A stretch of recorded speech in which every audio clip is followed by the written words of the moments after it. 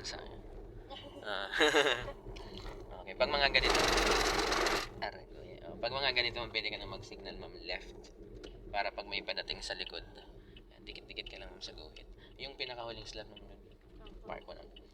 Okay. Pag nag-park ka ng paharap ma'am, ang style ko, side mirror.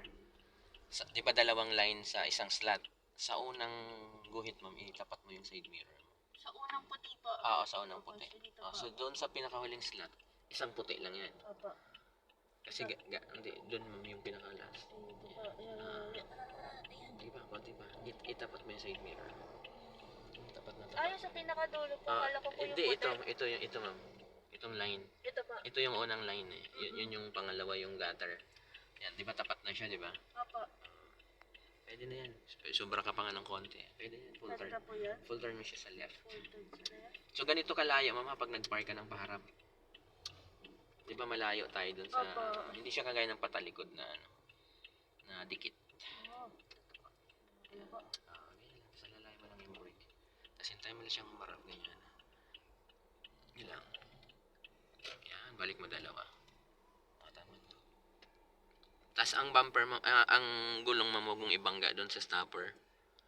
Paano ko po madala? Pag akyat lang ng gulong mo ma'am sa likod, pwede ka nang huminto nun. Kasi pag binangga mo yung stopper sa side, yung bumper natin. Ayan. Konti pa, akyat mo pa konti. Akyat pa, hindi pa. Brake, konti na lang. Konti mo nabitin eh. Yan, brake, stop. Yan, okay na yan. Kasi pag binangga mo yung gulong natin ma'am sa stopper, yung ilalim ng bumper, sasayan. Sasayang po. Yung ginawa ko na kahapon, pag ganun. Yung marami pong ganun, hindi isang ganun lang. Katulad Yung paharap? dito po. Opo. Kasi po, baka dikit kayo. Baka nga po. Dito po kasi siya galing. Dito po Oo. kami galing sa gilid po. Pag ano po, pag sa unang lane ka ma'am, tapos park ka ng paharap, hindi kakayanin eh, mahirap.